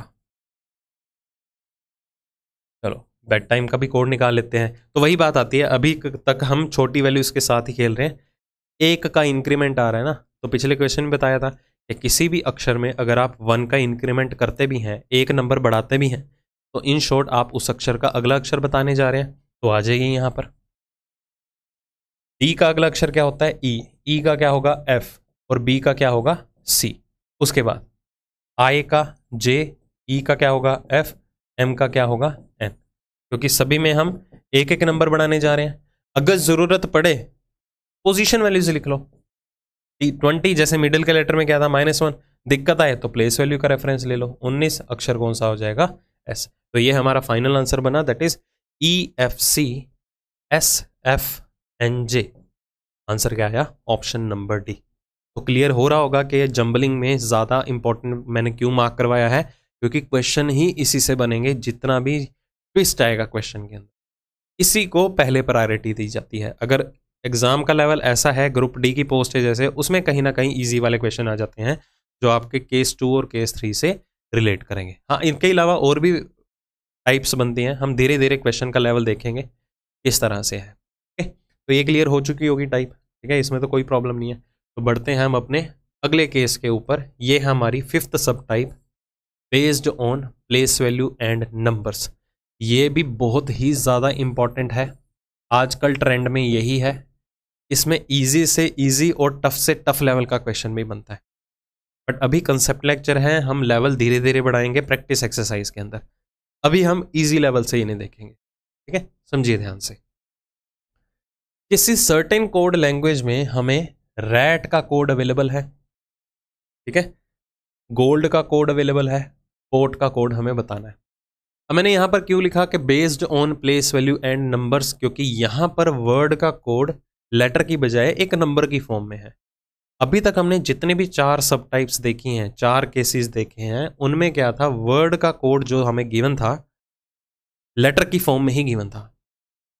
इसमें क्या होगा, वर्ड का कोड नंबर की फॉर्म में होगा, ठीक है। अब देखिए, पहले हम देखते हैं रैट का कोड बना कैसे है। पिछली टाइप्स का ही कहीं ना कहीं मिक्सचर होता है, 20 1 1 8, ओके। उसके बाद हम इसका भी लिख लेते हैं। गोल्ड का कोड अवेलेबल है कितना, 4 1 2 1 5 7। पहले इन दोनों को समझेंगे, फिर बोर्ड का निकालेंगे। तो ज़रूरी नहीं होगा एग्जाम में आपको हमेशा एक ही वर्ड का कोड दिया जाएगा और दूसरे का निकालना होगा। रेफरेंस के लिए यहाँ पर देखो कितने वर्ड्स अवेलेबल हैं, 2, तीसरे का निकालना है, कोई दिक्कत वाली बात नहीं है, तो दोनों को समझ लेंगे। तो क्वेश्चन को आसान बनाने के लिए the best part, position value R18 A1 T20 हुआ। यहां पर अगर बात करें G7 O15 L12 D कितना हुआ, 4। देखो आपको क्लियरिटी हो रही होगी सारी चीज़ों से। कोड में बैठे देखो लेटर्स की जो लेटर्स नहीं है, सॉरी नंबर्स हैं, प्लेस वैल्यूज ये अवेलेबल है, देखो बिल्कुल अवेलेबल है। आपको 18 भी गिवन है, आपको 20 भी गिवन है, आपको 1 भी गिवन है। मतलब वर्ड के अंदर जितने भी लेटर्स की प्लेस वैल्यूज थी उनको उल्टा लिख दिया है, रिवर्स ऑर्डर में। ये देखो 20 आ गया, 1 आ गया, 18 आ गया। इधर भी यही चीज़ होनी चाहिए फिर, अगर सेम रेफरेंस ले रहे हैं तो 4 आ गया, देखो एल की प्लेस वैल्यू 12 यहाँ पर आ गई, ओ की प्लेस वैल्यू 15 यहाँ पर आ गई, जी की प्लेस वैल्यू 7 यहाँ पर आ गई। मतलब सिर्फ और सिर्फ प्लेस वैल्यूज का रेफरेंस लिया, रिवर्स ऑर्डर में लिख दिया। तो हम बोर्ड का कोड भी बता सकते हैं। अब टी की प्लेस वैल्यू सबसे पहले आ जाएगी, दैट इज 20। फिर ए की प्लेस वैल्यू आ जाएगी 1, ओ की प्लेस वैल्यू 15, बी की प्लेस वैल्यू कितनी आ जाएगी 2। उनको उल्टे क्रम में हमने लिख दिया। तो ये हमारा आंसर आना चाहिए 20 1 1 5 2। 20 1 1 5 2 कहाँ गिवन है, ऑप्शन नंबर ए के अंदर। तो हम इजी लेवल के डिस्कस करेंगे अभी के लिए, थोड़ा सा लेवल बढ़ाएंगे प्रैक्टिस एक्सरसाइज में, और ज़्यादा लेवल बढ़ाएंगे हम एडवांस लेवल के अंदर जाके, ठीक है। तो घबराइए मत, हर एक टाइप डिस्कस होगी। अभी हम चीज़ों को समझ रहे हैं, रियलाइज़ कर रहे हैं। इंप्रूवमेंट ऐसे ही आती है, ऐसा नहीं है मैं झटके में ही आपको टफ लेवल करवाने लग जाऊँ, तो कुछ पल्ले भी तो पड़े ना। स्टेप बाय स्टेप करेंगे, क्या पता ऐसे क्वेश्चन आगे चल के हैं आपको ज़रूरत ही ना पड़े समझने की, अब वन गो में ही अपने आप ही क्वेश्चन को अटेम्प्ट कर लो, ठीक है। अगेन एक नंबर का कोड, वर्ड का कोड गिवन है फिर से नंबर की फॉर्म में। तो हमें डेयर का कोड अवेलेबल है क्या, 28। हमें किसका बताना है, फ्लोर का क्या होगा। तो चलो, वर्ड का कोड नंबर की फॉर्म में है, तो ऑब्वियस सी बात है हम प्लेस वैल्यूज ही यूज करेंगे। तो क्या आ रहा है, D4 A1 R18 E5। तो पिछले क्वेश्चन में तो देखिए यहां पर हर एक लेटर की प्लेस वैल्यू को ही एज इट इज मेंशन किया गया। लेटर 4 है, कोड जो है 2 डिजिट की वैल्यू है, तो माइंड में एक ही चीज़ आनी चाहिए, क्या पता इन पोजीशन वैल्यूज को ही जोड़ के लिख दिया गया हो, इकट्ठी करके चेक करो, क्योंकि उसके अलावा कोई ऑल्टरनेट ही नहीं बनता। 4 और 1 5, 5 और 5 10 और 18 कितने हो गए, 28। मतलब ये जितने भी प्लेस वैल्यूज थी सभी को आपस में जोड़ दिया गया है। चाहे आप क्रॉस चेक कर सकते हो फिर से, इन सभी प्लेस वैल्यूज का जो सम है वो किसके बराबर है, 28 के। तो इसी तरह यहाँ पर 6 12 और 6 18, 18 और ये कितना हो गया 15 15 30, 18 और 30 कितना हो गया 48, 48, 48 प्लस 18 कितना हो गया 66। तो करेक्ट आंसर क्या होगा हमारा, गलत कर दिया क्या, फिर से देखो 12 और 6 18, 18 दूना 36, 36 और 30 कितना हो गया 66, 66 आएगा 64। ये टाइपिंग एरर होगा, पीडीएफ में आपको करेक्ट मिलेगा। आंसर क्या रहेगा, ऑप्शन नंबर बी, क्योंकि इसके अलावा कोई ऑल्टरनेट ही नहीं बनता। यहाँ पर सभी प्लेस वैल्यूज का जोड़ जो है वो 28 के बराबर है। फिर भी इधर देख लो 5 5 10 और 18 28, बिल्कुल ठीक है। यहाँ 12 6 18, 18 दूना 36 और 30 कितना हो गया 66। प्लेस वैल्यूज का क्या कर रहा है, बन रहा है यहाँ पर जोड़ बन रहा है, ओके। फिर से देखें यहाँ पर बिग का कोड अवेलेबल है हमें, ये भी देखो नंबर की फॉर्म में है। क्या गिवन है, 2 5 9 2 0। उसके बाद हमें ग्रेट का कोड अवेलेबल है। क्या कोड अवेलेबल है, 20 9 5 1 7। बताना किसका है, एडल्ट का। तो पहले तो इसे समझ लेते हैं। बी का प्लेस वैल्यू 2 हुआ, आई 9 हो गया, जी 7 हो गया। यहां पर अगर बात करें जी 7 हो गया, आर 18 हो गया, ई 5 हो गया, एक ई 20 हो गया। चलो समझते हैं। कॉमन तो है ही नहीं, आई कॉमन है बस, ठीक है, आई कॉमन है। और बी और जी की वैल्यू हम ये ले सकते हैं कि वो चेंज हो रही हो, ठीक है। आई की प्लेस वैल्यू देखो 9, कॉमन कैसे पता चला, क्योंकि 9 अगर यहां पर है तो 9 यहां पर भी अवेलेबल था, तो 9 को एज इट इज लिखा गया। ओके, अब आई को ही एज इट इज क्यों लिखा गया, क्योंकि हम ये देख सकते हैं आई जो है वो क्या है, एक वोवल है, एक स्वर है। हमारे पास 5 वोवल्स होते हैं, ए ई आई ओ एंड यू, 5 स्वर है ना। वी वोवल नहीं है, वी फॉर वोवल तो होता है बट वो वोवल नहीं है, इस बात का ध्यान रखिएगा, वो दिक्कत बहुत देता है। ओके, चलो अब क्रॉस चेक करते हैं कि यहां पर भी वोवल्स को सेम लिखा गया। ये देखो ई और ए 2 वोवल्स है, उनकी प्लेस वैल्यू को एज इट इज लिखा गया। मतलब इसमें हमें एक और नया पैटर्न देखने को मिला। अलग अलग पैटर्न पे ही डिस्कस करेंगे कि यहां पर वोवल्स को क्या रखा गया है, सेम रखा गया है, ठीक है, सेम एज इट इज रखा गया है, किनको, स्वर या वोवल्स को। बाकी इनके साथ क्या हुआ, देखो बी 2 है, इसका कोड क्या रियलाइज हो रहा है, 25।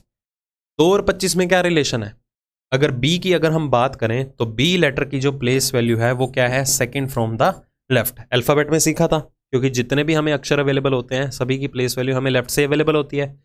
और इसकी पोजीशन वैल्यू राइट से कितनी होगी, 25th from the right, by using the formula T is equal to L plus R minus 1। Alphabet test का सबसे पहला रूल कि किसी भी अक्षर की पोजीशन वैल्यू अगर आपको बाएं छोर से गिवन हो उसे दाएं से निकालनी हो, या दाएं से गिवन हो उसे बाएं से निकालनी हो, तो हम इस रूल को प्रेफर करते हैं। और हमने ट्रिक भी सीखी थी कि सम जो है वो टोटल से एक ज़्यादा बनाते हैं। अगर नहीं देखा तो पहले वो देखो, क्योंकि अल्फ़ाबेट करने के बाद आप ये करोगे तो ज़्यादा इंप्रूवमेंट आएगी, आपको सीखने को बहुत कुछ मिलेगा, ठीक है। नहीं तो आधी चीज़ें वॉश आउट हो चुकी होंगी, ये लगा लो।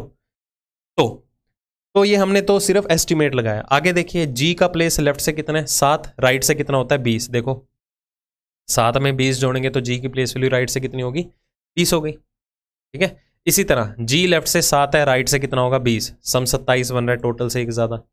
अगर आर का प्लेस बाएं छोर से 18 है तो दाएं से कितना होगा, सम 27 बनाओ, कितना जोड़ोगे 18 में 9, देखो 9 भी गिवन है। टी का प्लेस लेफ्ट से है, बाएं छोर से है 20, राइट से निकालने के लिए सम 27 बनाओ, तो 20 में क्या जोड़ोगे, 7, देखो ये अवेलेबल है।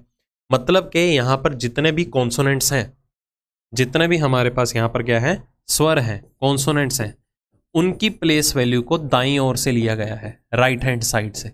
और जितने भी वोवल्स हैं उनकी प्लेस वैल्यू को एज इट इज मेंशन किया गया है। एक नया पैटर्न जनरेट हुआ। बहुत सारे पैटर्न बनते हैं, मैं बार बार यही चीज बोल रहा हूं, देखो, ठीक है। और आजकल तो एग्जाम में आ भी ऐसे इंटरेस्टिंग लेवल के क्वेश्चन रहे हैं। डरा नहीं रहा हूं, बट जो एक्चुअल चीज है वो आपको रियलाइज करवा रहा हूं। ओके, चलो प्लेस वैल्यू लिख दें सबसे पहले। तो हमने सबसे पहले क्या करना है, 1 बाय 1 करेंगे तो ज्यादा बेहतर होगा। वोवल की प्लेस वैल्यू को एज इट इज लिखना है, A1, यू कितना हो गया, 21। बाकी रही बात व्यंजन या कॉन्सोनेंट्स की, उनकी प्लेस वैल्यू को दाईं ओर से लिखना है। अगर डी का प्लेस बाएं से 4 है तो दाएं से कितना होगा, 23, सम 27 बना दिया ना हमने, 4 में 23 जोड़ेंगे तभी सम 27 बनेगा, या ये रूल के थ्रू अप्लाई कर लो। 12, एल की प्लेस वैल्यू बाएं छोर से 12 है तो दाएं छोर से कितनी होगी, 15, 12 में 15 जोड़ा 27 बना। बाएं छोर से टी 20 है तो राइट से कितना होगा, 7वां। तो ये हमारा आंसर होना चाहिए 123, 21, 15, 7, ये गिवन है, ऑप्शन नंबर सी। समझ में आया। तो बहुत सी वैरायटी बनती है इस केस में भी, और काफ़ी ट्रेंड में है, इसमें बहुत सा लेवल भी बनता है। वही स्टार्टिंग में जो बात कह चुका हूँ मैं, आसान से आसान भी बनता है, टफ से टफ लेवल का क्वेश्चन भी बनता है। तो धीरे धीरे इंप्रूवमेंट आएगी, सब कुछ देखने को मिलेगा आपको। अभी हमारा सिर्फ स्टार्टिंग है, बेसिक चीजें कर रहे हैं हम। ओके, नेक्स्ट हमारे 6th सब टाइप है, that is alphabet to alphabet, number और सिंबल। ये भी बहुत ही ट्रेंड में रहती है और बहुत आसान भी है, और मैक्सिमम कैंडिडेट्स का ये क्वेश्चन गलत भी जाता है, अभी पता चल जाएगा। देखिए यहां पर सबसे पहले हम देखें कि किसी सर्टेन कोड लैंग्वेज में हमें नंबर का कोड अवेलेबल है। क्या कोड दिया है नंबर का, EPRSAY, है ना। फिर स्क्वायर का कोड भी गिवन है, 2 वर्ड के कोड गिवन है यहां पर भी। क्या कोड अवेलेबल है, NGPBYA। और निकालना किसका है, मेंबर का। ठीक है, इसका कोड निकालना है मेंबर का। अब देखो, हमारी अब तक किसी भी क्वेश्चन को अटेम्प्ट करने की क्या प्रायोरिटी रहती है कि हम वर्ड का कोड जो भी दिखा हो उसमें बैठे हुए लेटर्स को टारगेट करते हैं कि जितने भी यहाँ लेटर्स यूज हो रहे हैं उनमें लेटर्स का जो रोल है वो सेम ही लेटर यूज हो रहे हैं, डिफरेंट है। अब देखो, लेटर्स तो टोटली डिफरेंट है, वाई यहाँ पर नहीं है, अगर इसकी बात करें जी यहाँ पर नहीं है, लेटर्स टोटली डिफरेंट है, एन भी नहीं है। देखो, एक आधा सेम हो सकता है, वो मैंने पहले भी कहा था। तो अगर लेटर्स डिफरेंट हैं तो आपके माइंड में क्या आता है, पोजीशन वैल्यूज। बहुत से कैंडिडेट पता क्या करेंगे, पोजीशन वैल्यू लिखना शुरू कर देंगे। ठीक है, बट उससे कोई बात ही नहीं बनेगी, क्वेश्चन स्किप कर देंगे। हालांकि ये बहुत आसान क्वेश्चन है, फ्री के नंबर दे के जाता है और ये रहता भी है एग्जाम में, क्योंकि एग्जामिनर वही चीज़ देता है जिसमें मैक्सिमम स्टूडेंट गलती करें या उनको क्वेश्चन को अटेम्प्ट करने में बहुत ज़्यादा टाइम लगे। अब देखिए होगा क्या। सबसे पहले तो आपको ये आइडेंटिफाई करना है कि ये इस टाइप से कोरिलेट करता है या नहीं। तो इसमें क्या खास बात है ऐसी, ध्यान से समझना। हमें जो ये दो वर्ड गिवन है that is number and square, और जिसका हमें निकालना है कोड दैट इज मेंबर, उस पे देखो मेंबर वर्ड में जितने भी लेटर्स हैं क्या यहाँ एग्जिस्ट नहीं कर रहे, स्क्वायर और नंबर से ही तो लिए गए हैं। देखो मेंबर में एम यहाँ पर आ रहा है, बी भी आ रहा है, उसके बाद आर यहाँ पर आ रहा है, ई भी आ रहा है, देखो ठीक है, बी तो आ ही रहा है। मेंबर वर्ड में जितने भी लेटर्स हैं वो गिवन वर्ड से लिए गए हैं that is number and square. But exam में इतना टाइम नहीं होगा कि आप ये चीजें मैच करने बैठोगे, इतना टाइम थोड़ा होता किसी के पास। जस्ट एक क्लू दिया अभी। दूसरा क्लू बहुत ही इंपॉर्टेंट है, अब ध्यान से समझना। जब भी आपको ऐसा लगे कि दो वर्ड्स गिवन है, दो वर्ड्स के कोड अवेलेबल हैं, उनमें कॉमन लेटर को टारगेट कर लो। कॉमन लेटर यहां पर देखें तो यहां पर ई आ रहा है, ई तो यहां पर भी आ रहा है, यहां ई का कोड क्या आ रहा है, ए, यहां पर ई का कोड क्या आ रहा है, ए। तो कहीं ना कहीं हमारे माइंड में स्ट्राइक करेगा कि ई का कोड ए ही बन रहा है, तो इधर भी आप ए से रिप्लेस कर दोगे। बट आप श्योरिटी ले सकते हो, क्या पता गलती से आ चुका हो। श्योरिटी कैसे लोगे, और लेटर्स देख लो।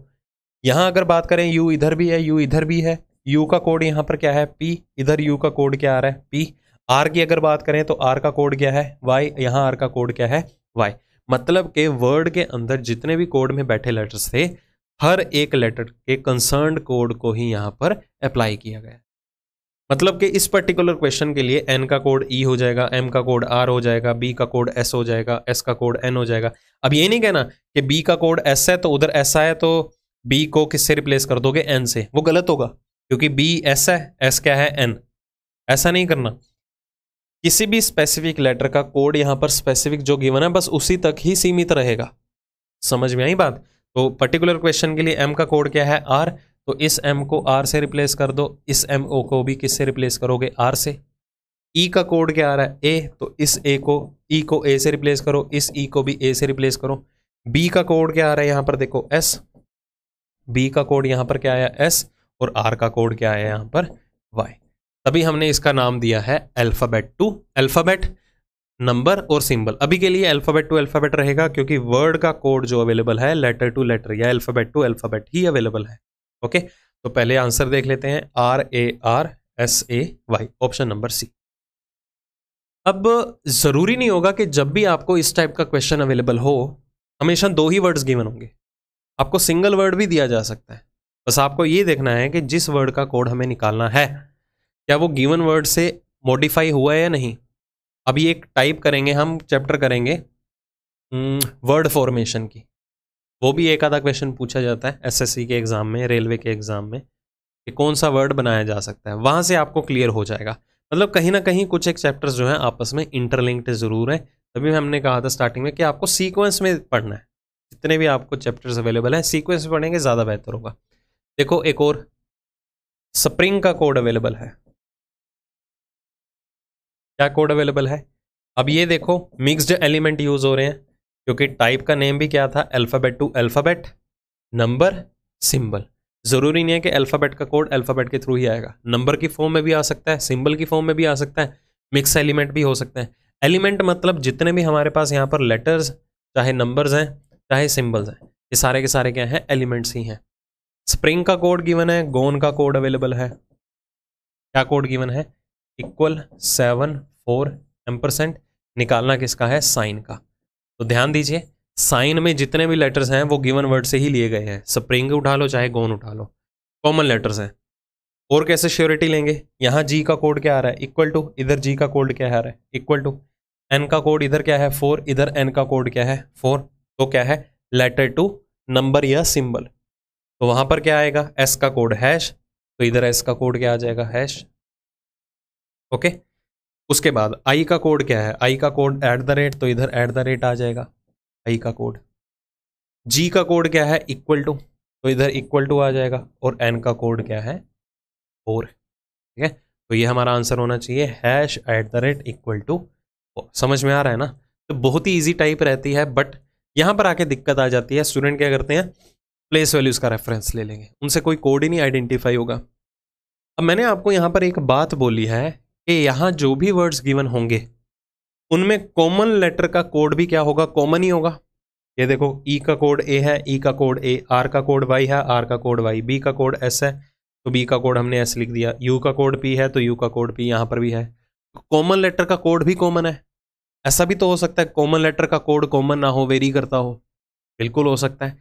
फिर वो आपकी थोड़ी हाई लेवल की टाइप बनती है, जो कि हमने थर्ड टाइप आपको बताई थी ग्रुप ऑफ वर्ड्स की, तो वो चीज़ें हम वहाँ पर भी डिस्कस करेंगे, मतलब इसी की ही मॉडिफिकेशन होगी वहाँ पर, आगे जाके पता चलेगा। क्योंकि ऑब्वियस सी बात है, हमें से किसी को भी डाउट आ सकता है, यहाँ पर तो हमने कॉमन लेटर का कोड देखा कॉमन आ रहा है, अगर कॉमन लेटर का कोड कॉमन ना हुआ फिर क्या करेंगे, फिर हमारी एक और टाइप बनती है ग्रुप ऑफ वर्ड्स। अभी हम क्या है ये सारी की सारी जो है पहली टाइप ही डिस्कस कर रहे थे, that is based on alphabet and numbers. हमने इसमें कितने केसेस देखे 6। पहला कौन सा था रिवर्सल वाला, दूसरा क्या था अपोजिट लेटर्स वाला, ठीक है, जिसमें हमने पहली 2 कैटेगरी से क्वेश्चन को अटेम्प्ट करने का तरीका देखा। फिर हमने डिस्कस की इंक्रीमेंट डिक्रीमेंट की टाइप। उसके बाद हमने क्या डिस्कस किया जंबलिंग, जो कि बहुत इंपॉर्टेंट थी आप लोगों के लिए। फिर हमने उसके बाद क्या डिस्कस किया अपना बेस्ड ऑन प्लेस वैल्यूज या पोजीशन वैल्यूज। लास्ट में हमने क्या डिस्कस किया अल्फाबेट टू अल्फाबेट। अब ये जो मैंने 6 कैटेगरीज बनाई हैं, 6 टाइप्स बताई हैं आपको, ये किसी भी बुक के अंदर अवेलेबल नहीं होंगी। अगर आप कहीं ये जो किसी भी बुक में अवेलेबल ही नहीं है, मैंने कैसे करा दिए, अरे भाई ये सरकार ने भी ग्रांट नहीं दे रखी, हाँ ये चीज़ें होते हैं। बोर्ड के एग्ज़ाम थोड़ा है कि आपको हिस्ट्री पढ़नी है सीबीएसई बोर्ड में तो एनसीईआरटी आपने उठा ली, मैथ के क्वेश्चन उठा लिए, उसमें अलग अलग कैटेगरीज होती हैं, इसमें कुछ नहीं है। आपको थोड़ा रिलेट करवाने के लिए क्वेश्चन से कि किस किस लेवल के क्वेश्चन बनते हैं, तो मैंने उसी को टाइप का नेम दे दिया है, अदरवाइज ये किसी भी बुक में अवेलेबल नहीं है। ऐसे तो इन्फानाइट नंबर ऑफ पैटर्न्स बनते हैं, बताया था ना, हर क्वेश्चन का पैटर्न अलग अलग हो सकता है, तो ऐसे तो हम हर पैटर्न को अलग अलग नाम देते रहेंगे, कितनी याद रख लोगे। और इससे आपका मतलब ही क्या है, एग्जाम में थोड़ा पूछे जाएंगे कोडिंग डिकोडिंग में बताओ कितनी टाइप्स होती हैं। हर टीचर का अपना वे है पढ़ाने का, कोई इसमें 3 टाइप बताएगा, कोई 4 बताएगा, कोई 5 भी बता सकता है। अगर मैं इसे ज़्यादा एक्सपेंड कर दूँ, इसको अलग टाइप का नेम दे दूँ, फिर तो ऐसे तो 10-12 टाइप्स बन जाएंगी। तो आपको उससे कोई मतलब नहीं है, आपको मतलब है क्वेश्चन से ऊपर कि क्वेश्चन किस चैप्टर का है और उसे कैसे सॉल्व किया जाता है।